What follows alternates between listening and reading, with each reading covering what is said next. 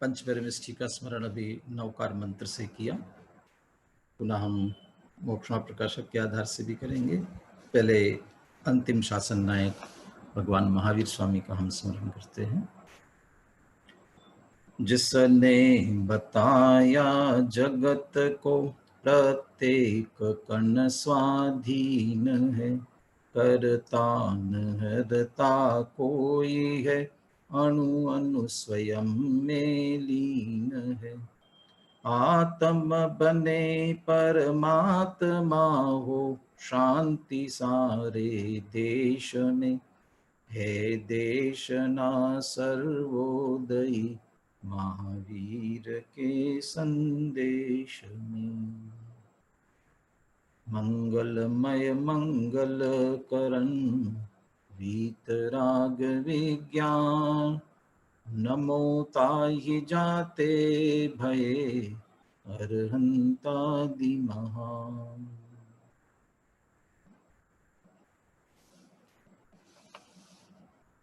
पर्युषण पर्व की व्याख्यान माला, इसके अंतर्गत हम चर्चा कर रहे हैं हमारे दुखों का, संसार परिभ्रमण का, हमारे अंदर उत्पन्न होने वाले मोह राग द्वेष आदि विकारों का, बंधन का। इन सब का एक कारण यदि हम खोजने जाएंगे तो वह सचमुच में मोह है, और इसीलिए मोह क्षय का उपाय क्या होना चाहिए, इस पर हम चर्चा कर रहे हैं। समझदार लोग मूल को पकड़ते हैं, ऊपर ऊपर से समाधान करने से काम नहीं चलेगा। तात्कालिक राग द्वेष का अभाव करने के लिए थोड़ा बहुत कुछ उपचार कर लिया, जो हमारे अंदर विषय या कषाय के परिणाम होते हैं बहुत तीव्रता से, उन तीव्र अशुभ भावों से बचने के लिए कदाचित शुभ कर लिया, शुभ भाव कर लिया, लेकिन ये सभी तात्कालिक उपाय हैं, ये मूल उपाय नहीं है। इससे कुछ देर के लिए कदाचित शांति मिल सकती है, लेकिन असली कारण यदि अंदर पड़ा हुआ है, मौजूद है, तो फिर पुनः विषय कषाय, राग द्वेष, कर्म का आश्रव, संसार परिभ्रमण ऐसे ही चलते रहने वाला है। इसलिए उस मोह क्षय के उपाय की हम क्रमशः चर्चा कर रहे थे, जिसमें आज हमें चर्चा करनी है सम्यक्तु सन्मुखता की। सम्यक्तु की सन्मुखता क्यों? क्योंकि मोह का वास्तव में क्षय सम्यक्त होने पर ही होगा। मोह है क्या? विपरीतता, मिथ्यापना, विभाव, मिथ्या भाव, जैसा है नहीं वैसा मानना। तो ये जाएगा कब? जब सम्यकपना आएगा, यथार्थ वस्तु स्वरूप आदि हम समझ लेंगे, तभी ये हो सकेगा। इसलिए इस सम्यक्तु की प्राप्ति आवश्यक है।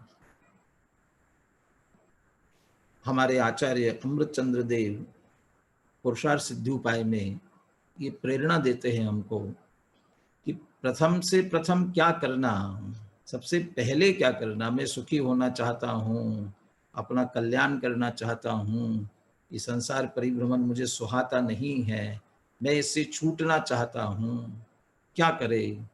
कहते तत्र आदौ सम्यक्त्वम समुपाश्रयणीयम अखिल यत्नेन। कहते सबसे पहले आदौ, सबसे पहले से पहले में, कहते सम्यक्त्व धारण करो। क्यों? हम ज्ञान बहुत करेंगे शास्त्रों का, हम चारित्र अंगीकार करेंगे, कहते बिना सम्यक्त्व के ये जितना भी कर लिया ये सब व्यर्थ जाने वाला है। यस्मिन् सत्येव भवति ज्ञानम चरित्रम च। आचार्य समंतभद्र भी हमें प्रेरणा देते हैं। हम कोई पेड़ लगाना चाहते हैं, वो पेड़ लगाने के लिए क्या करना पड़ेगा हमें कि उसका बीज डालना पड़ेगा। यदि बीज डालेंगे तो उसमें से अंकुर फूटेगा, अंकुर फूटेगा तो बढ़ करके वह वृक्ष के रूप में आएगा, वृक्ष के रूप में आएगा तो उसमें फूल आएंगे, फल आएंगे, तब वो फलित हो सकेगा, तब हमें उसका फल मिलेगा। हम बीज तो डाले नहीं और फल की आकांक्षा करें, कहाँ से आएगा? इसलिए वो सम्यक्त्व के लिए कहते हैं असति सति सम्यक्त्वे बीजा भावे तरोरिव।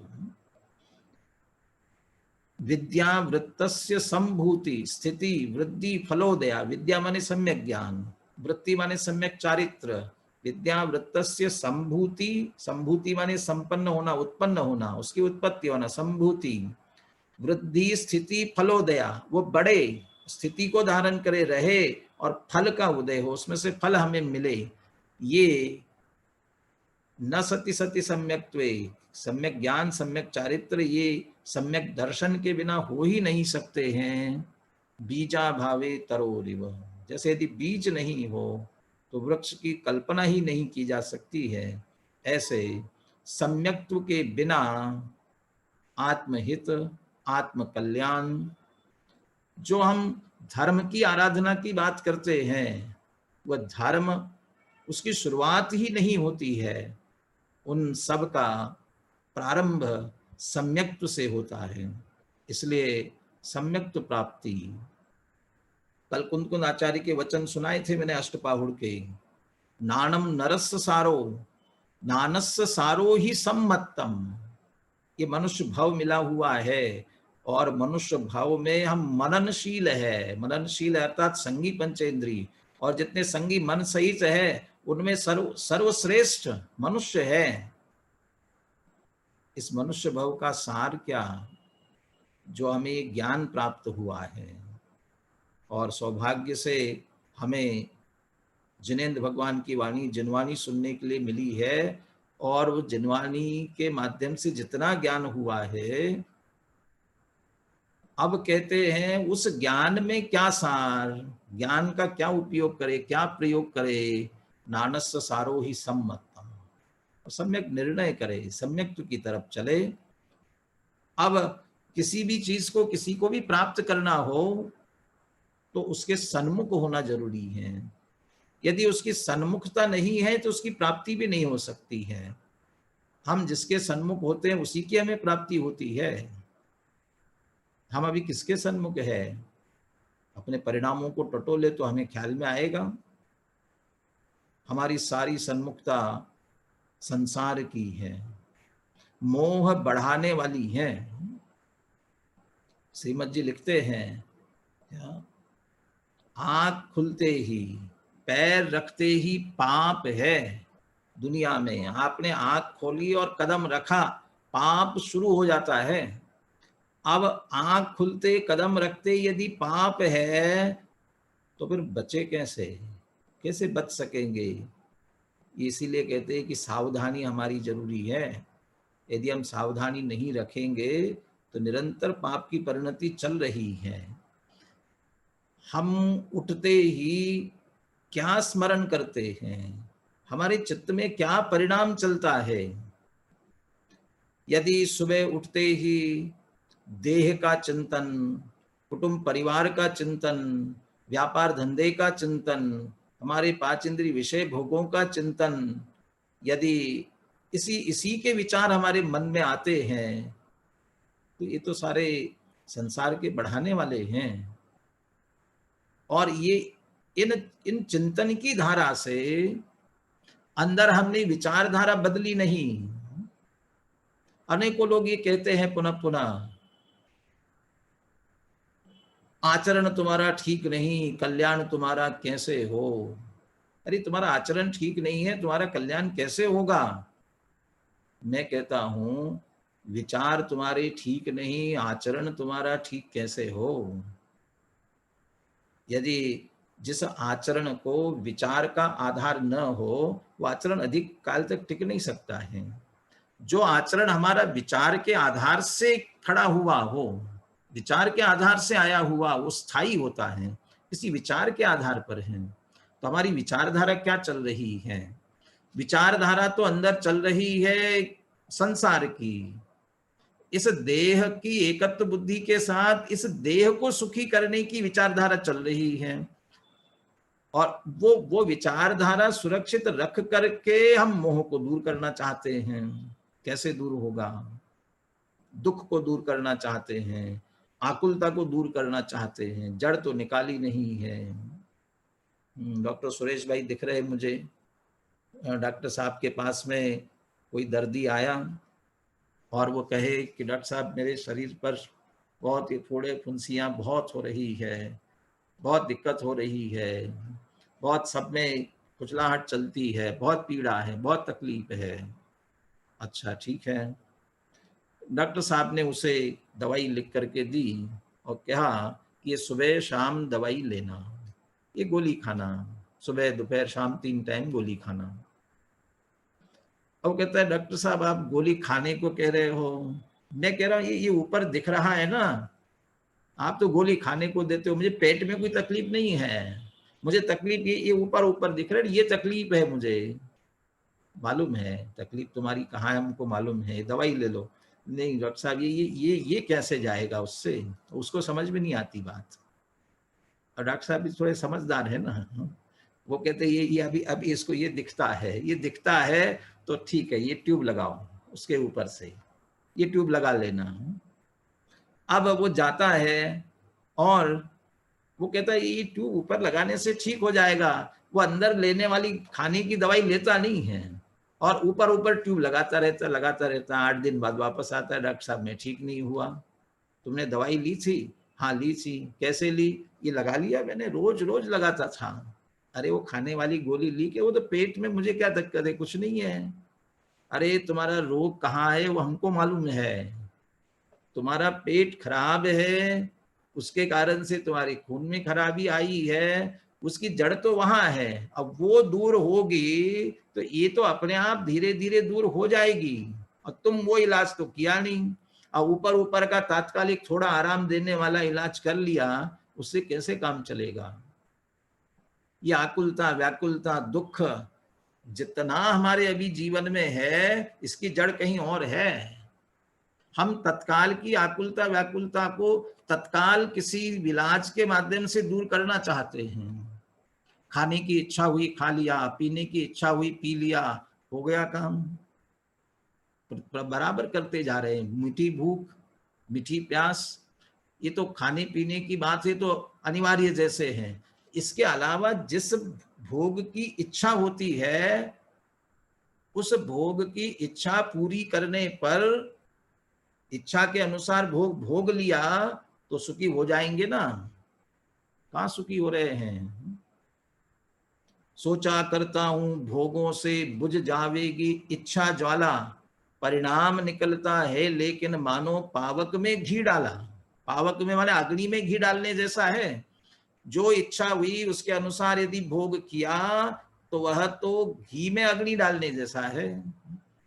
घी में आग डालेंगे तो घी बढ़ेगा, आग बढ़ेगी कि आग में घी डालेंगे तो आग बढ़ेगी कि बुझेगी? बढ़ने वाली है। हमने इच्छा की पूर्ति कर ली, सुखी हो जाएंगे। टोडरमल जी का शिष्य उल्लास भाई बहुत होशियार हैं। वो ये कहता है अभी एक इच्छा पूरी करेंगे, फिर हम दूसरी कर लेंगे, फिर तीसरी कर लेंगे, फिर चौथी कर लेंगे। ऐसा करते करते सारी इच्छाएं हम पूरी कर लेंगे, और सारी इच्छाएं पूरी हो जाएंगे तो सुखी हो जाएंगे। टोडरमल जी कहते हैं ये इच्छा ऐसी पूर्ति करना मेंढक तोलने जैसा है। मेंढकों को तोल लेंगे तो क्या होगा, हम मेंढक तोलने के लिए रखेंगे, एक मेंढक तब तक उचक जाता है, फिर दूसरा उचक जाता है, उसको रखते तब तक तीसरा उचक जाता है। भूख लगी थी, खाना खाया, अभी लगा कि हाँ अब खाने की इच्छा पूरी हो गई, अब हम टीवी देखने लगे, सिनेमा, दूसरे काम करने लग गए। अब हो गया ना, एक खाने की इच्छा पूरी हुई से ना फिर लौट के आती है। कहाँ तक करेंगे। दूसरा कहा, किसी को मन भर की भूख लगी हो और उसे एक कण मिले तो कैसे पेट भरेगा उसका। मन भर माने 40 किलो का मन, आजकल का समझते हैं। 40 किलो खाए, इतनी भूख लगी किसी को, मन भर की भूख लगी है और उसे एक कण मिले। यही तो हमारी स्थिति है। इच्छाएं कितनी, और इच्छाएं इतनी है, पूर्ति कितने की होती है। और इतनी सी पूर्ति करके फिर दूसरी बहुत इच्छाएं खड़ी है, कैसे सुखी हो सकेगा। इच्छा की पूरी पूर्ति करके तो कभी सुखी हो ही नहीं सकेगा। कहने कण कण करके मन कर लेंगे पूरा, अरे कन कन करके मन तो तब कर सकते हो जो पहला कण है वो सुरक्षित रहे, वो फिर निकल जाता है। खाना खाया पुनः भूख लगती है, पानी पिया पुनः प्यास लगती है, जो जो इच्छा हमने पूर्ति कर ली है वो पुनः लौट करके खड़ी होती है। तो क्या क्या कैसा संभव है? तो उपाय क्या है? इच्छाओं की पूर्ति, इच्छाओं के अभाव करने का उपाय नहीं है। इच्छा निरोधस तपा कहा है, लेकिन इच्छा का निरोध का अर्थ इच्छाओं को पूर्ति करना, या इच्छाएं तो उत्पन्न हो रही है उन्हें जबरदस्ती दबाना नहीं है, बल्कि इच्छा उत्पन्न ही न होवे, ये उपाय। तो क्या करे? इच्छा उत्पन्न क्यों होती, विचार करो। क्यों इच्छा उत्पन्न होती है? सिर्फ एकमात्र कारण है, यह देह ही मैं हूं ऐसा हम जान रहे हैं, मान रहे हैं, देह की एकत्व बुद्धि, यही एकमात्र मोह है। यही मोह, इसके कारण सारे मोह खड़े हुए हैं। अब इसका निर्णय करने के लिए जाते हैं तो फिर और सारे मोह खड़े हो जाते हैं। कौन बताने वाले? वो देव शास्त्र गुरु सच्चे है कि नहीं, फिर क्या वस्तु का स्वरूप है, अब ये विचार करने जाते हैं तो उसमें फिर भूलें खड़ी हो जाती हैं। लेकिन सबसे बड़ी भूल है देह में एकत्व बुद्धि, ये मिथ्यात्व, ये मोह, ये अज्ञान। इसको दूर किए बिना यदि हम कितनी भी कोशिश कर लेंगे तो कोई कोई कोई इसका हल निकलने वाला नहीं है। और इसे दूर करने का एकमात्र उपाय है सम्यक्त्व। इसलिए उसकी सन्मुखता जरूरी है। कदाचित हम सोचते हैं कि हम तो बड़े धार्मिक हैं, हम धार्मिक हैं, हम तो बराबर सही दिशा में जा रहे, लेकिन हम अंतर को टटोले, अंतर टटोले, हमारा परिणाम किस तरफ जा रहा है? पांच इंद्रिय विषय भोगों की लालसा, रुचि अंदर से छूट नहीं रही है। लालसा रुचि नहीं छूट रही है तो ज्ञानियों को भी कदाचित हो सकती, परंतु इसमें सुख है, ये सुख बुद्धि नहीं निकल रही है। और हम कदाचित बहुत बड़े बड़े शास्त्रों का अभ्यास भी कर रहे हो। शास्त्रों के अभ्यास में तो उतना विस्तार करने की जरूरत नहीं है, हमें तो आत्मा की बात समझनी है, आत्मा का स्वरूप समझना है। इसलिए कदाचित आत्मा की सूक्ष्म चर्चा भी सुनते समझते हो, आत्मा की चर्चा करते भी हो, और हम अपने आप को अध्यात्मी समझते हो। किसी ने लिखा, किसी हिंदी हमारा एक आलोचक है नामवर सिंह, उसने लिखा है अध्यात्मियों की सबसे बड़ी हार कथनी और करनी में अंतर। कथनी और करनी में अंतर, क्यों कथनी और करनी में अंतर? क्या वे अध्यात्म की बड़ी बड़ी बातें तो करेंगे ही, लेकिन करनी देखेंगे तो पांच इंद्रिय विषय भोगों की रुचि नहीं छूटी है। पांच इंद्रिय विषय भोगों में सुख बुद्धि, इसमें सुख है, ऐसी ऐसी जो अंतर से मान्यता पड़ी वो मान्यता नहीं छूटी है। वो मान्यता बिना छूटे प्रयास करते रहेंगे तो कोई उसका इलाज, उसका हल निकलने वाला नहीं है। वह सुख बुद्धि उसमें से छूटनी चाहिए, वो सुख बुद्धि बिना छूटे। हम बड़ी बड़ी बातें करें, चील चील होती है ना, चील, बाज क्या कहते हैं, ये बहुत बड़ी ऊपर आकाश में ऊंचा ऊंचा चलती, वो करती, उड़ती है। कभी देखा होगा, वो प्लेन जैसा ऐसा उड़ता हुआ दिखता है पंछी बहुत बड़ा, वो बाज, वो चील कहती है। वह चील आकाश में उड़ती तो बहुत ऊंची है, लेकिन उसकी निगाह कहाँ रहती है? निरंतर उतनी ऊंची आकाश में है, लेकिन निगाह उसकी जमीन पर है। लेकिन जमीन पर भी किस जगह? कहीं कोई मरा हुआ जानवर पड़ा है जहां मुझे खाने के लिए सड़ा मांस मिलेगा। माने उड़ रहा है आकाश में, करा कितना ऊंचा, लेकिन उसकी निगाह कहाँ है? ऐसे कहते उस अध्यात्मियों को कह रहे हैं, जिन अध्यात्मियों की विचार माने सोचने, सोचना अर्थात बातें करना, जो अकेले बातों तक आए हैं, ये इस बुद्धि में तो आ गया है। और बुद्धि में आने पर चर्चा तो बहुत ऊंची ऊंची करते हैं, कदाचित चिंतन, बुद्धि में चिंतनात्मक अकेला वो ऊंचा करते हैं, परंतु यदि रुचि पांच इंद्रिय विषय भोगों की पड़ी है, विषयों में सुख है, और वो सुख, विषय में सुख उसे ही लगेगा जिसकी देह में एकत्व बुद्धि है। ये देह मैं हूं, ये जब तक नहीं छूटेगा, पांच इंद्रिय विषय भोगों की सुख बुद्धि कभी छूटने वाली नहीं है। इसलिए सबसे पहले बारंबार इस देह से भेद विज्ञान के द्वारा हमें वास्तविक तत्व, दो बातों का अच्छी तरह से निर्णय होना चाहिए। देह मैं नहीं हूं और पर में सुख बुद्धि नहीं है, पर में रंच मात्र मेरा सुख है ही नहीं। आप महाराष्ट्र में बैठे मुंबई वाले सभी मराठी बहुत अच्छी तरह जानते हैं। मराठी में कहावत है, आडात असेल तर पोहरात येईल।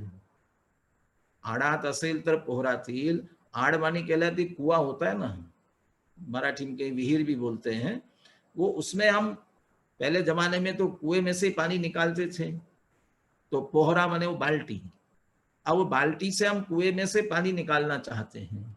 हमारी बाल्टी में पानी कब आएगा? यदि कुएं में होगा तो बाल्टी में आएगा। अब कुएं में होगा ही नहीं तो बाल्टी में कहां से आएगा, कैसे आएगा? हम सुख के लिए पांच इंद्रिय विषय भोगों की तरफ जा रहे हैं, पांच इंद्रिय विषय भोगों को इकट्ठा करना चाहते हैं। अमृतचंद्राचार्य समय सार की चौथी गाथा में, जो चौथी गाथा शुद्ध परिचिदानुभूदा सवस्वी काम भोग बंद कहा, इस गाथा में लिखा है, कुन अमृतचंद्राचार्य टीका में लिखते हैं इस गाथा की, ये विचित्र जीवलोक कैसा है, ये मृग तृष्णायमान, मृग तृष्णा की तरह पांच इंद्रिय विषय भोगों के पीछे लगा हुआ है, और इसने घेरा डाल रखा है पांच इंद्रिय विषय भोगों का, इन्हीं इन्हीं में मृग तृष्णा की तरह।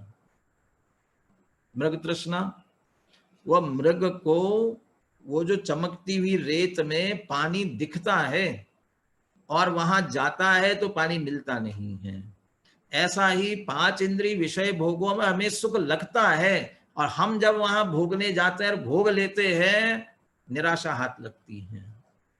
इसलिए देह की एकत्व बुद्धि और विषयों में सुख बुद्धि छूटे, और इसके छूटने का प्रबल उपाय है सम्यक्त्व की प्राप्ति।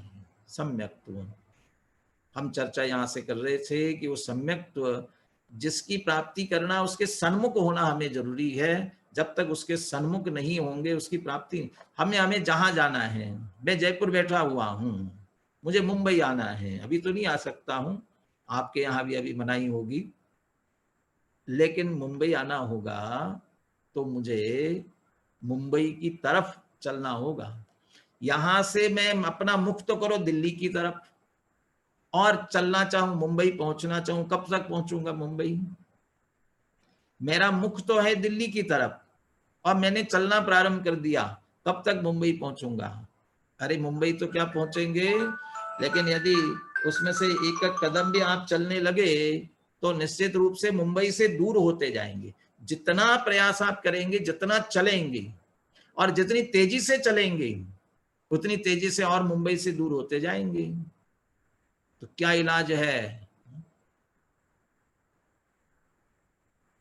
अमृतचंद्र आचार्य समय सार कलश लिखते हैं, 23वां कलश है, विरम विरम किम अप्रेन अकार्य कोलाहलेन स्वयं अपनिब्धसन पश्व षण्मासमेकम हृदय सरसि पुंसा पुद्गलात् भिन्न धामनो किम अनुपलब्धिर भाति किंचोपलब्धि। विरम कहते हैं, जो तुम कर रहे हो सबसे पहले विरम, रुक जाओ, गलत दिशा में जा रहे हो। हम मुंबई जाने के लिए निकले और दिल्ली की तरफ बढ़ते जा रहे हैं, अब कोई कहेगा रुको, पहले रुक जाओ, यानी तुम बताओ ने क्या करना है कि दिशा बदलो। अरे रुको पहले, फिर दिशा बदलेगी। जो कर रहे हो उसे छोड़ो पहले, जो तुम्हारी मान्यता विपरीत चल रही है उस मान्यता को पहले छोड़ो, रुक जा, विरम, इसको रोको और फिर मोड़ो। अभी हमारी सारी उन्मुखता मिथ्यात्व की तरफ है, मोह की तरफ है, मोह बढ़ाने वाली है, संसार बढ़ाने वाली है। रुको, सारी चिंतन धारा विचारधारा बदलो। अब सारी चिंतन धारा विचारधारा देह से भिन्न चैतन्य स्वरूप आत्मा मैं हूं, इसकी तरफ करो। इनमें एकत्व बुद्धि रहे, सुख बुद्धि रहे और दोनों काम चलते रहे, ये दोनों हो नहीं सकता है ऐसा। दो ही काम नहीं होए सयाने, विषय भोग और मोक्ष जाने, दो ये मुख चले न पंथा, दो मुख सुई सिए न कंथा, दो मुख पंथी चले न पंथा। ये दोनों तरफ नहीं चल सकता है। हमारा संसार के विषय भोग, पांच इंद्रिय, देह की एकत्व बुद्धि, इसकी रुचि, इसका सारा ठाट बाट, ये सब चलता भी रहे और मोक्ष की तरफ भी जाएं, ये नहीं चलेगा। हम दिल्ली की तरफ बढ़ते जाएं और मुंबई पहुंच जाएं, ये 3 काल में होने वाला नहीं है। पहले दिशा बदलो। मिथ्यात्व की तरफ से सम्यक्त्व की तरफ होना जरूरी है। इसलिए सबसे पहले सम्यक्त्व के सन्मुख, जिस तरफ जाना है उसकी तरफ सन्मुखता करो। उसकी तरफ सन्मुखता करने के बाद एक एक कदम धीरे धीरे ही सही बढ़ेंगे तो हम जिस तरफ जाना चाहते हैं उस मंजिल की तरफ नजदीक आते जाएंगे। लेकिन हम उल्टी दिशा में चले और तेजी से चलेंगे तो उतनी दूर होंगे। देह की एकत्व बुद्धि छूटी नहीं है और अच्छा संसार विषय भोग छोड़ देवे। हम धर्म के लिए, मेरे आत्म कल्याण के लिए मैं व्रत करता हूँ, उपवास करता हूँ, पूजा करता हूँ, पाठ करता हूँ, प्रतिक्रमण करता हूँ। कितने कितने अभी 9 दिन है तो पूरे 9 दिन के मासोपवास, अभी अभी ये पर्यूषण चल रहे हैं ना, तो पूरे पूरे महीने भर का उपवास करने वाले, कितना ठाट बाट, कितना कितना उनके आप प्रशंसा करते हो। अब वो क्या किया उन्होंने? भोजन नहीं किया। भोजन नहीं किया मतलब भोजन नहीं लिया, ये शरीर की क्रिया हुई ना, शरीर को भोजन नहीं पहुंचाया, लेकिन कुछ चिंतन मनन किया, तत्व का विचार किया। देह की एकत्व बुद्धि छूटी कि नहीं छूटी? ये बिना छूटे धर्म के नाम पर भी कठोर से कठोर क्रियाकांड भी करते जाएंगे तो हम और मोक्ष से दूर होते जाएंगे। जितना तेजी से करते जाएंगे उतने और दूर होते जा रहे हैं। क्यों? तो वही कर्म का बंध संसार चल रहा है। नहीं, इससे तो स्वर्ग जाएंगे।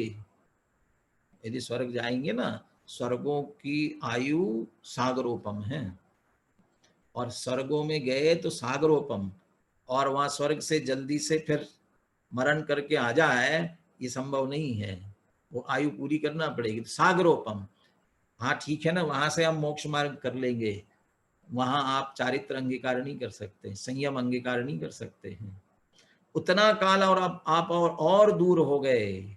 ये इससे हटने का काम, माने ये दूर होने का काम है, ये क्रियाकांड में उलझना भी। इसलिए सही निर्णय करके उसकी ओर उन्मुख होना, सम्यक्त्व की सन्मुखता करने के बाद, यथार्थ बात समझने के बाद उसकी ओर सन्मुख होकर के उस दिशा में फिर धीरे धीरे हम कदम बढ़ाते चलेंगे तो निश्चित रूप से वहां तक हम पहुंच सकते हैं। इसलिए सम्यक्त्व की ओर हमें सन्मुख होना जरूरी है। बहुत कुछ सन्मुखता हमारी हो गई है। कल हमने पंचलब्धि की चर्चा की थी, वो पंचलब्धि से ही सम्यक्त्व की प्राप्ति होगी। उनमें से बहुत सी लब्धियां हमको हुई है, इस कारण से हम कह सकते हैं कि सम्यक्त्व के सन्मुख हैं, लेकिन सचमुच है कि नहीं है? कौन सम्यक्त्व के सन्मुख होता है? मैं इस पर पूर्व में भी 2-3 बार चर्चा कर चुका हूं। मैं चर्चा करने से पहले ये पूछता हूं, सम्यक्त्व की प्राप्ति किसे होती है? बाबू भाई, सम्यक दृष्टि को होती है कि मिथ्या दृष्टि को होती है सम्यक्त्व की प्राप्ति? सम्यक दृष्टि को कि मिथ्या दृष्टि को, किसको होती है? हमें लगता है कि सम्यक्त्व की प्राप्ति तो सम्यक दृष्टि को होती है ना। अरे सम्यक दृष्टि तो सम्यक दृष्टि है, उसे सम्यक्त्व क्या प्राप्त करना हो? तो सम्यक तो है तब तो सम्यक दृष्टि है, तो उसे क्या प्राप्त करना है? तो फिर मिथ्या दृष्टि को होती है। मिथ्या दृष्टि को सम्यक्त्व की प्राप्ति क्या? वो तो मिथ्या दृष्टि है, उसे कैसे प्राप्ति होगी? तो फिर किसे होती है? सम्यक दृष्टि को आवश्यकता नहीं है, मिथ्या दृष्टि को हो नहीं सकती है, तो फिर किसे होगी? जो मिथ्या दृष्टि सारी विपरीतताएं छोड़कर, सारा मिथ्यापना छोड़कर सम्यक्त्व के सन्मुख होता है, उसे सम्यक्त्व की प्राप्ति हो सकती है। इसलिए सम्यक्त्व प्राप्त करना है तो सम्यक्त्व की सन्मुखता जरूरी है। कौन सम्यक्त्व सन्मुख है? थोड़ा बहुत बहुत दूर से बात करते हैं। कौन सम्यक्त्व सन्मुख है? मोटी दृष्टि से देखा जाए तो कौन कौन सम्यक्त्व सन्मुख हो सकता है? देखिए, अभी हमने सम्यक सन्मुखता की और उसे समझने की क्या आवश्यकता है इसकी चर्चा की। सम्यक तो सन्मुख कौन है? भव्य जीव। सारे भव्य जीव सम्यक्त प्राप्त करने की योग्यता वाले, पात्रता वाले हैं, सारे भव्य जीव। तो अभव्य को सम्यक्त हो नहीं सकता है। जीवों में जो अभव्य है उन्हें तो सम्यक्त नहीं हो सकता है। कौन भव्य है? अब हम हमें अपने आप में लगे कि हम भव्य है कि नहीं है, तो बहुत सरल फार्मूला दिया ना उल्लास भाई। क्या सरल फार्मूला है? तत्प्रति प्रीति चित्तेन येन वार्तापि श्रुता निश्चितम स भवेद भव्यो। ये जिनवानी की बात, हमारे हित की बात समझने की प्रीति, रुचि यदि हुई है तो हम भव्य है। हमें रुचि है कि नहीं है तो हम भव्य है। एक सन्मुखता वाला पहला पाया हमने पार कर लिया। भव्य जीव तो बहुत है, अभी निगोद में पड़े हुए होंगे। 4 इंद्रिय तक और असंगी पंचेंद्रिय वाला भी भेद विज्ञान कर ही नहीं से सोच नहीं सकता है, तो वो भेद विज्ञान करेगा कैसे? इसलिए असंगी तक अभी पात्र नहीं है, वे सम्यक्त्व के सन्मुख नहीं हो सकेंगे। कौन होगा? जो संगी हो गया होगा। संगी पंचेंद्रिय जीव ही सम्यक्त्व प्राप्ति की पात्रता वाला है। इसलिए संगी जीव है वह सम्यक्त्व सन्मुख हो सकता है। तो सारे संगी पंचेंद्रिय सम्यक सन्मुख है? बहुत है। क्या क्या करने में लगे हुए हैं सभी। मन का उपयोग कहाँ कर रहे हैं? 5 इंद्रिय विषय भोग कहाँ कहाँ, कषाय कषायों की पूर्ति, हिंसा, क्या दुनिया में चल रहा है। ये सम्यक प्राप्त करेंगे। इनमें से भली होनहार है, इसलिए जिसे ऐसा विचार आता है मैं कौन हूं, मेरा क्या स्वरूप है, ये सोचना, ये विचार जिनके अंदर आने लग जाता है, ऐसे तत्व विचार वाला, ये तत्व चिंतन करने की भावना जिसे हुई है, अब वो धीरे धीरे सम्यक्त्व के सन्मुख हो रहा है। लेकिन तत्व विचार करते करते यदि सम्यक प्रकट नहीं हुआ तो कितनी, उसके पहले 5 लब्धियां होती है। उन 5 लब्धियों में से भी 4 लब्धि तक, कल 5 लब्धि की बात की थी, कहते ये जीव ने, हम स्वयं भी, अभी अभी इन लब्धियों की भी थोड़ी सी चर्चा इसमें भी मैं करूंगा। ये इसमें से अंतिम करण लब्धि में पहुंच गया तो निश्चित रूप से सम्यक्त्व प्राप्त करता ही करता है, करण लब्धि वाला। इसलिए वास्तव में करण लब्धि तक पहुंचा हुआ जीव सम्यक्त्व के सन्मुख है। अब हमें करण लब्धि तक पहुंचना है, क्या करना होगा? हमारी स्थिति, अभी परिस्थिति क्या बनी है? कुछ स्थिति परिस्थिति हमारे पास है, लेकिन उस मात्र स्थिति परिस्थिति से काम नहीं चलेगा। हमारी मनस्थिति, उसमें क्या होना चाहिए? वह मनस्थिति बदलेगी तो हम सम्यक्त्व के सन्मुख हो सकेंगे। कल की थी चर्चा अपन ने 3 लब्धियों की। ये 3 लब्धियों की स्थिति हमें हुई है, उसके कारण कुछ परिस्थिति बनी है, और उसमें हमारी मनस्थिति वो है कि नहीं, ये हमें विचार करना है। देखिए 5 लब्धि में से कौन कौन सी लब्धि हमारे पास में है? अभी क्षयोपशम लब्धि सबसे पहली, ये है ना हमारे पास में। क्यों मिली क्षयोपशम लब्धि? कोई मंद कषाय आदि का कारण पाकर, कल इसमें विस्तार से चर्चा की थी। कोई मंद कषाय आदि का कारण, व्रत उपवास क्रियाकांड, ये नहीं, और उस क्रियाकांड में जिसमें हमें पुनः सुख मिले, भोग सामग्री मिले, ऐसी भावना होगी तो कुछ काम का नहीं है। कौन सा? वहां भी मुझे अपने स्वरूप को समझना है, और मुझे अपने स्वरूप समझने के लिए भेद विज्ञान करना है। भेद विज्ञान के लिए तत्व ज्ञान समझना है। तत्व ज्ञान हमें जिनवानी से मिलेगा, इसलिए जिनवानी का अभ्यास करना है। ऐसी तीव्र भावना पूर्वक जिनकी मंद कषाय हुई होगी, उस मंद कषाय आदि का कारण पा करके ऐसा क्षोभशम हुआ है। क्या परिस्थिति हुई कि ज्ञानावरणादि का क्षोभशम हुआ। इससे क्या बना कि तत्व विचार करने की शक्ति हुई है, समझ सकता है, इतनी शक्ति उसे हुई है। और इसी के साथ साथ उसी मोह की मंदता से ही विशुद्धि लब्धि हुई है। कोई कोई मंद कषाय आदि का कारण पा करके हमारा मोह मंद हुआ है, ये बहुत बड़ा सौभाग्य है, अभी मानना चाहिए, बहुत बड़ा सौभाग्य।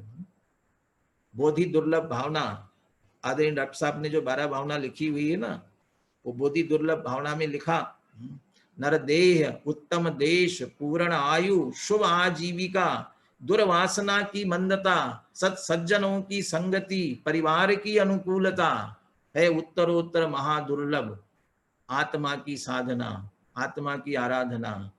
कितने में से हम पार हो गए हैं, कितना पार, नर देह मिला है, उत्तम देश मिला है, पूर्ण आयु मिली हुई है, परिवार की अनुकूलता है, हमारी आजीविका अच्छी है, और दुर्वासना की भी हमारी मंदता है, ऐसी दुर्वासनाएं नहीं है, ये मोह मंद हुआ है, जिसके कारण से हमें तत्व विचार का उद्यम हुआ है, और इसी पुण्य के उदय से देशना लब्धि भी हमें मिली है, कोई मंद कषाय आदि का कारण पा करके पुण्य के उदय से देशना लब्धि भी मिली है, जिससे देव शास्त्र गुरु का बाह्य निमित्त मिला हुआ है और उनसे सच्चे उपदेश का लाभ मिला, यहाँ तक की स्थिति बनी हुई है। लेकिन इतनी स्थिति मात्र से हम सम्यक तो सन्मुख नहीं हो सकेंगे, इतनी स्थिति क्या बल्कि आगे की स्थिति में प्रायोग्य लब्धि में आया तब भी लौट कर जा सकता है, होगा सम्यक की सन्मुखता।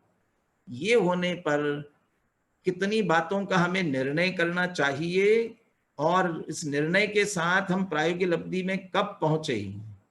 देखिए, इतनी बातों का जो विचार करना है, जिसमें से कितनी बातों का विचार करना, मोक्ष मार्ग क्या है, देव गुरु धर्म क्या है, जीवादिक तत्व क्या है, स्व पर क्या है, और मेरे लिए हितकारी अहितकारी भाव क्या है, इतनी बातों का मुझे निर्णय करना है।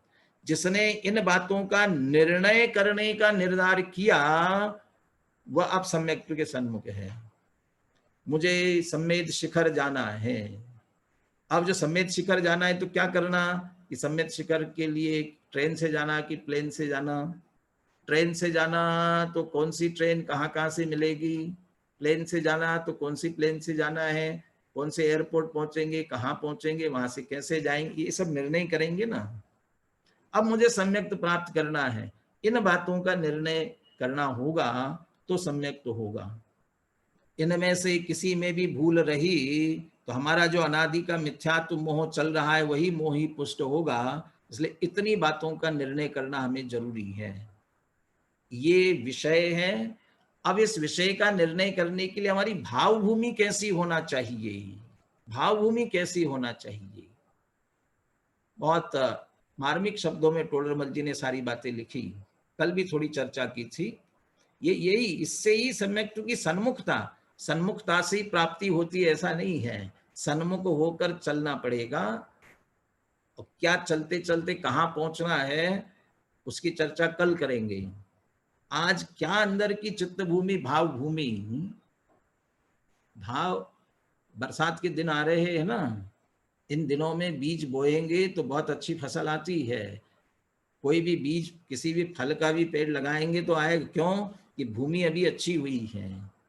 ऐसे ही तत्व का बीज भी भाव भूमि ऐसी होवे, भीगा हुआ हृदय होवे तो उसमें ये तत्व टिकेगा।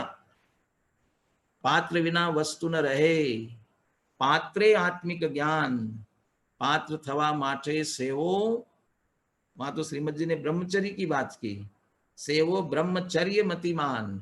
मैं कहता हूं पात्र थवा माटे सेवो तत्व ज्ञान मतिमान, तो तत्व ज्ञान का सेवन करना पड़ेगा। ये भावना अंदर से उद्यत होना पड़ेगी। कौन सी, अहो मुझे तो इन भावों की खबर ही नहीं। ये इससे कल्याण होगा। हम तो पता नहीं कहाँ कहाँ अटके हुए थे। ये अब इन बातों की निर्णय करने की आवश्यकता है, और ये बातें अब मुझे समझने मिली है। इन बातों की तो मुझे खबर ही नहीं। मैं भ्रूम से भूल कर प्राप्त पर्याय में ही तन्मय हुआ, अनादिकाल से इस देह में एकत्र बुद्धि मेरी चली आ रही है, परंतु इस पर्याय की तो थोड़े ही काल की स्थिति है। कितने दिन टिकने वाली है, कौन कितने दिन रहने वाला है, कोई भरोसा किसी का। कौन कितने दिन रहेगा, इस पर्याय की थोड़े ही काल की स्थिति है। यहाँ मुझे सर्व निमित्त मिले हैं, जो 3 लब्धि वाली स्थिति हुई, देशना लब्धि तक आए हैं, यहाँ मुझे सर्व निमित्त मिले हैं। बोधि दुर्लभ भावना की बात कर रहे थे, शुभ आजीविका, दुर्वासना की मंदता, परिवार की अनुकूलता, सत सज्जनों की संगति। सज्जन क्या है, कल कहा था मैंने, सच्चिदानंद स्वरूप ध्रुव, तुम्हारा त्रिकाली ध्रुव आत्म तत्व, उसकी चर्चा करने वाले ही सज्जन, वो सच्चिदानंद स्वरूप भगवान आत्मा का ही उपदेश देने वाले सदुपदेश, और ये सब हमें मिला हुआ है। आध्यात्मिक सत्पुरुष गुरुदेव श्री के माध्यम से हमें हमारे सामने सब मिला हुआ है। यहाँ मुझे सर्व निमित्त मिले हैं, अतः उपरोक्त बातों को मुझे अच्छी तरह समझना है। क्यों? इनमें तो मेरा ही प्रयोजन भाषित होता है, इसमें तो मेरा ही प्रयोजन है, ऐसा विचार करके जो ऊपर बातें कही है इनका निर्धार करने का प्रारंभ करते हैं। अब इसके निर्धार करने के लिए क्या करना? 3 प्रक्रिया होती है। टोडरमल जी ने आगे लिखा, उद्देश्य, लक्षण निर्देश और परीक्षा। इसके माध्यम से निर्णय होता है। उद्देश्य में होता है नाम मात्र सीख लेना। भाई जिनका विचार कर रहे हैं उनके नाम तो ख्याल में होना चाहिए, इसलिए पहले नाम सीखे और उनके लक्षण जाने, कौन सा क्या है, किसका क्या लक्षण है ये जाने। कहते इतना तो हम जिनवानी से जो देशना मिली हुई है ना, उसमें से ये सब सुने, ये समझे, विचार करे, ये शास्त्र से पढ़ करके समझ लेवे। और कहते परीक्षा करने में अपनी बुद्धि लगाए, निर्णय करे, मैं कौन हूँ, मेरा क्या स्वरूप है, मैं कौन हूँ, आया कहाँ से और मेरा रूप क्या, संबंध दुख में कौन है, स्वीकृत करूं परिहार क्या। इसका विचार विवेक पूर्वक शांत होकर कीजिए तो आत्मिक ज्ञान के इस तत्व ज्ञान को हम प्राप्त कर सकेंगे। ये वहां तक पहुंचना पड़ेगा परीक्षा के माध्यम से। अब ये जो अंदर हमारी प्रक्रिया चलती चल रही है, जा रही है, हो रही है, और जब ये अंदर तीव्रता से चलती है, हमारे परिणामों का कर्मों पर भी सहज प्रभाव पड़ता है, और उसके कारण से कर्मों की स्थिति घटना बढ़ना होती रहती है, और वो एक विशेष स्थिति आती है, उसी को प्रायोगिक उपलब्धि कहते हैं। और पुनः इसी तत्व चिंतन में अपने उपयोग को लगा के रखते हैं। कैसे? बिल्कुल सहज, बिल्कुल सहज, जहां तक जानने का विकल्प भी नहीं। अभी बहुत विस्तार से चर्चा चल रही है। अब ये निर्णय होने के बाद कुछ नहीं करना है, बोलो नहीं, सोचो नहीं, क्रिया भी कुछ मत करो, जानने का विकल्प भी न करके ही सहज उपयोग जहां स्थिर होता है, तब सम्यक्त्व की प्राप्ति होती है। और जब तक वह स्थिति नहीं आती है तब तक सम्यक्त्व की सन्मुखता है। ऐसा करते करते जब सहज आत्मस्थिर होंगे तब आत्मानुभूति होगी। बस उस आत्मानुभूति में ही सम्यक्त्व की प्राप्ति होती। जब तक न हो तब तक सम्यक्त्व सन्मुख, आत्मानुभूति होते ही सम्यक दृष्टि होते हैं। कल हम सम्यक दृष्टि होने का प्रयास करेंगे, अर्थात आत्मानुभूति मोक्ष का कैसे उपाय है उसकी चर्चा अपन कल करेंगे।